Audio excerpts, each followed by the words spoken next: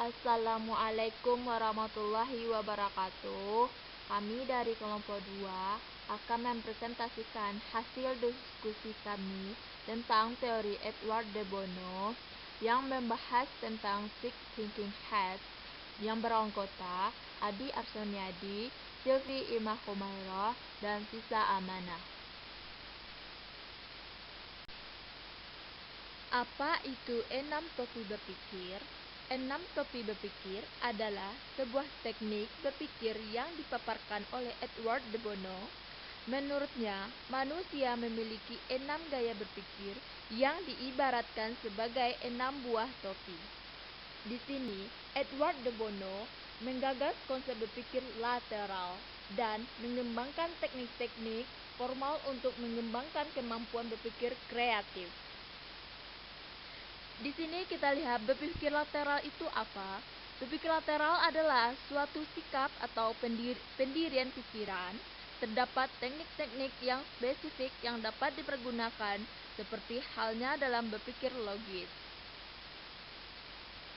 Nah, selanjutnya kita melihat masing-masing dari Six Thinking Hats mewakili cara berpikir yang berbeda, disimbolkan dengan warna biru, putih, merah, hijau, kuning, dan hitam. Nah, di sini dijelaskan topi warna putih, yaitu mengurai fakta dan data untuk meningkatkan nilai keputusan menggunakan analisa dan logika. Hal-hal yang mencakupi topi putih antara lain, apa yang kita ketahui, yaitu mengeluarkan semua informasi yang dimiliki, informasi yang berbentuk fakta, angka-angka, daftar, dan statistik. Yang kedua, apa yang tidak kita ketahui, yaitu memberikan informasi yang dimiliki untuk mengetahui informasi yang tidak ada. Mencoba mencari jurang dalam informasi, memberikan cukup informasi untuk diolah atau untuk mengambil keputusan. Contohnya, seperti kita setelah S2 ini target kita itu apa sih gitu. Terus, misalnya nih kita ingin buat daycare. Nah, kita akan mencari tahu dulu apa-apa saja prosedur untuk membuat daycare, apa tahap-tahap untuk supaya daycare-nya berkembang dengan baik. Yang ketiga, apa yang perlu kita ketahui, yaitu mendengarkan adalah bagian dari berpikir topi putih. Mendengarkan dengan teliti dan memperoleh bukan hanya sekedar informasi yang dibutuhkan, mendapatkan informasi dengan membaca atau dengan menggunakan komputer. Cara yang paling tepat dalam menggunakan informasi dengan mengajukan pertanyaan. Contohnya seperti kita mendapatkan informasi dan kita belum percaya atas informasi tersebut, dan kita mencoba mencari di media sosial, di media sosial dan buku atau kepada ilmu yang lain untuk mencari kebenaran informasi tersebut. Selanjutnya saya akan menjelaskan tentang topi merah.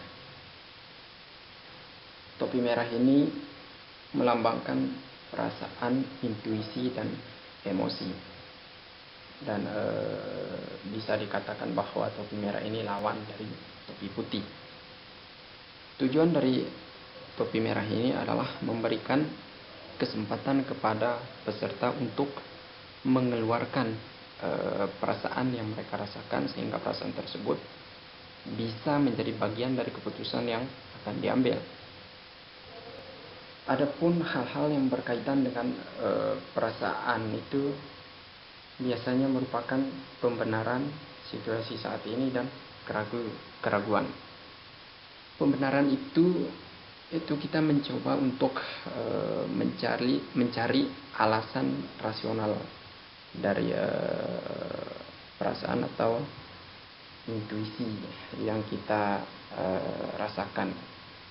Lalu saat ini itu berkaitan dengan perasaan yang kita rasakan saat ini itu, dimana karena perasaan itu bersifatnya sifatnya adalah sangat rapuh atau sangat temporer, yaitu dia bisa berubah setiap saatnya.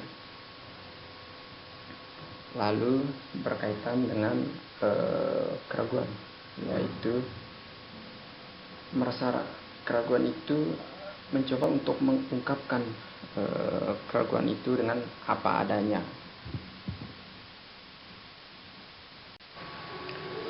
Topi warna hitam. Topi warna hitam ini didasarkan atau mengacu kepada cara berpikir kritis. Berpikir kritis itu kan berpikir dengan menilai sesuatu, mencoba mencari baik atau buruknya, kekurangan dan kelebihannya gitu. Jadi dari berpikir kritis itu kan bisa muncul pertanyaan-pertanyaan seperti apakah ini sudah benar atau belum, atau apakah ini cocok, apakah ini akan berhasil, dan resikonya nanti seperti apa gitu. Jadi akan menghasilkan pertanyaan-pertanyaan yang akan melihat suatu gagasan itu pada dasar substantifnya dan kegunaannya seperti apa.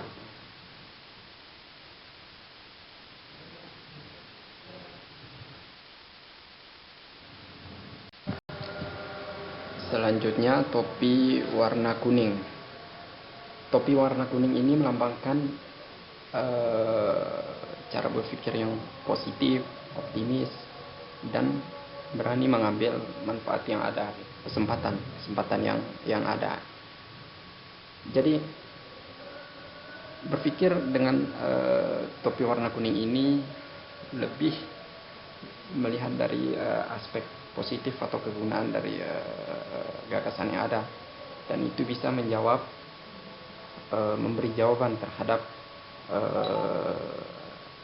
topi warna hitam atau cara orang-orang yang berpikir kritis dijawab dengan oleh orang-orang yang berpikir secara positif atau yang melihat suatu gagasan itu mencoba mencari kelebihan dan kegunaannya dari suatu produk atau gagasan, dan itu bisa menjawab pertanyaan-pertanyaan yang diajukan oleh topi warna hitam atau orang yang berpikir secara kritis. Lalu topi warna hijau. Topi warna hijau ini mencerminkan pertumbuhan, energi, dan kehidupan. Jadi topi hijau ini adalah topi yang produktif, generatif, kreatif, dan inovatif. Adapun untuk manfaatnya adalah untuk eksplorasi, usul dan saran alternatif, ide-ide baru, provokasi. Jadi topi warna hijau ini adalah seperti tipe-tipe orang yang berpikir secara divergen, yaitu dia mencoba mengucapkan banyak ide terhadap suatu gagasan, dan itu sangat bermanfaat untuk kreativitas atau tipe orang yang kreatif. Topi warna biru. Topi warna biru ini adalah pandangan menyeluruh yang mengontrol proses. Jadi dia fokus untuk menciptakan struktur dan memberi instruksi serta mengorganisir penggunaan topi warna lain. Jadi topi warna biru ini adalah topi atau urutan penggunaan topi yang terakhir atau cara berpikir yang terakhir, di mana dia yang akan mengambil kesimpulan dalam sebuah proses diskusi tersebut, lalu membuat langkah-langkah selanjutnya, dan dia memiliki kapasitas atau kekuasaan untuk memberikan pengamatan serta komentarnya terhadap hasil diskusi tersebut.